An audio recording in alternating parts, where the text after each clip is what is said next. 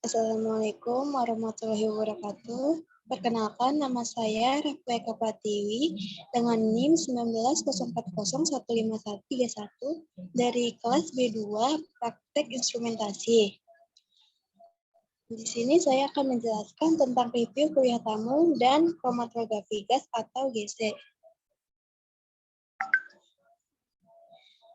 Untuk yang review kuliah tamu, ada pengantar analisis halal, yaitu analisis autentikasi halal yang dimaksudkan untuk mengonfirmasi bahwa produk, makanan, kosmetik, obat-obatan adalah komponen bahan bebas non-halal. Teknologi maju dalam industri telah menyebabkan penggunaan komponen non-halal dalam produk, seperti babi, lemak babi, gelatin babi. Montowska dan Pospich 2010 melaporkan bahwa beberapa produk makanan dan obat-obatan yang tersedia di pasar mungkin dilabeli dengan salah atau hilang informasi yang berkaitan dengan sumber bahan. Komponen non-halal banyak ditemukan pada makanan, kosmetik, dan produk farmasi adalah turunan babi, seperti lemak babi, gelatin babi, dan alkohol. Untuk lemak babi, ada spektroskopi FTIR, terutama dikombinasikan dengan chemometric chart makanan berbasis lipid. Ada GCMS, seperti asam lemak tertentu dalam lemak babi. Ada kalorimetri pemindaian diferensial seperti LART, makanan berbasis lipid.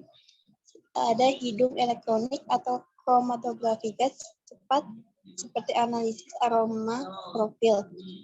Lalu ada babi seperti PCR waktu nyata, uji imunosorben enzim. Lalu ada gelatin babi, ada RT-PCR seperti metode berbasis DNA untuk analisis DNA babi dan DNA daging yang tidak diizinkan. ELISI MS seperti profil peptida. Ada metode standar. Yang pertama itu ada kandidat metode standar seperti lemak babi itu ada GCMS, yang babi metode berbasis DNA, gelatin metode berbasis LC-MS atau MS, dan PCR. Menjadi metode standar, teknik analisis digunakan harus spesifik, akurat, tepat, sensitif, dan kokoh. Spektroskopi mempelajari interaksi antara radiasi elektromagnetik atau IMR dengan bahan sampel.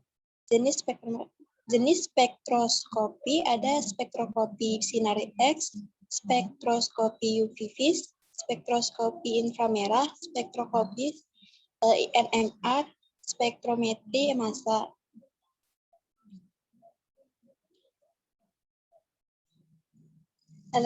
Selanjutnya ada metode standar.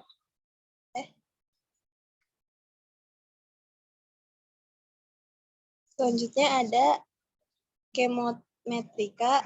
Belum, sumpah. Rona,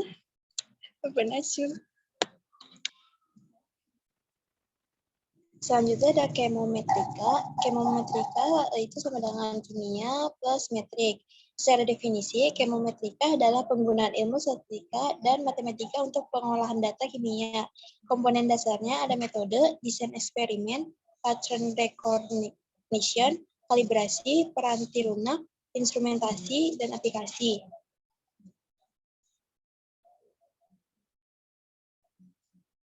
Aplikasi spektroskopi IR, chemometrika untuk analisis kehalalan produk, itu kombinasi chemometrika dengan menggunakan variabel nilai absorbansi pada bilangan gelombang tertentu, estimasi bilangan gelombang, jenis spektra, dan chemometrika yang digunakan. Aplikasi spektroskopi IR chemometrika untuk analisis kehalalan produk seperti zat farmasi dan makanan. Selanjutnya ada metabolimik, identifikasi dan kuantifikasi sistematis molekul kecil atau metabolit hasil metabolisme atau metabolom dari suatu sistem biologis seperti sel, jaringan, organ cairan biologis, atau organisme pada titik waktu tertentu. Metabolit, setiap molekul organik yang terdeteksi dalam tubuh dengan MW kurang dari 1.500 DA. Yang metabolom, koleksi lengkap metabolit atau molekul kecil di sel, organ, jaringan, atau organisme.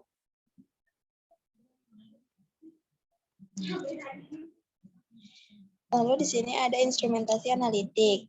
Seperti teknik analisis dibagi menjadi 3, ada teknik tandem, spektroskopi, dan kromatografi. Untuk yang teknik tandem ada LCMS, GCMS, IMS. Lalu untuk yang spektroskopi ada INMR, MS, IR, dan UV-Vis. Untuk kromatografi ada LC, GC, dan TLC.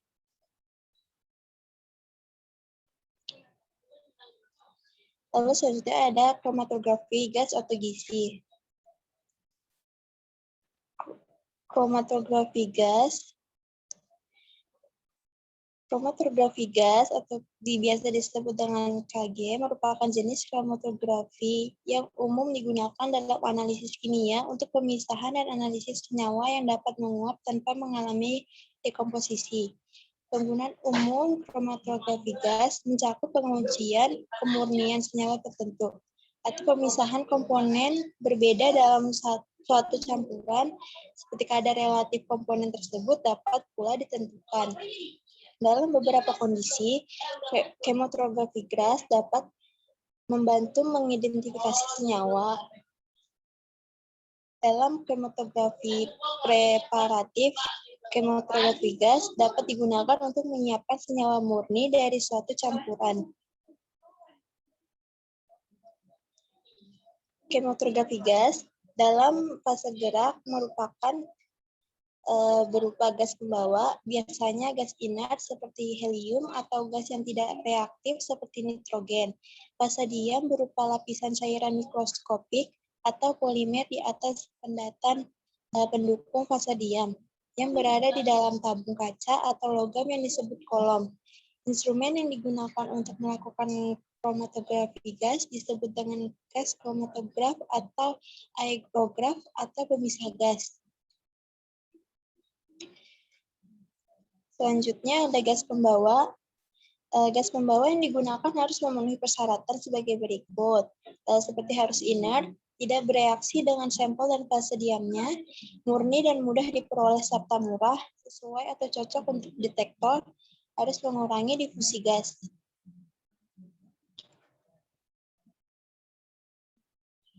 Secara umum, kromatografi gas adalah instrumen analisis kimia untuk pemisahan bahan kimia dalam suatu sampel kompleks.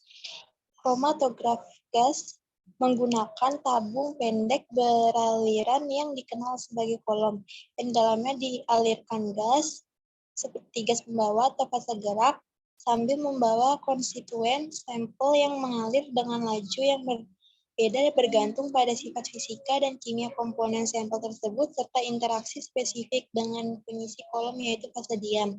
Kromatografi gas kadang dikenal sebagai kromatografi fase uap atau KPU atau kromatografi partisi gas cair seperti KPGC. Di sini ada gambar contoh kromatografi gas. Ada carrier gas, itu tangki gas pembawa. Ada sebagai flow controller, itu untuk kunci atau kontrol tekanan. Ada injektor port, di mana itu tempat penginjeksian. Ada kolom, itu kolom. Ada kolom oven, itu untuk oven kolom. Ada detektor dan recorder. Selanjutnya ada keuntungan kromatografi gas. Keuntungan kromatografi gas antara lain itu ada aliran fase gerak, gas kecepatannya dapat dikontrol, pencampuran uap sampel ke dalam alir fase mobil mudah, pemisahan fisik dari kolom jenis, panjang, dan temperatur dapat diatur, banyak macam detektor yang dapat dipakai, dapat digabungkan dengan instrumen lain. Sekian presentasi dari saya. Wassalamualaikum warahmatullahi wabarakatuh.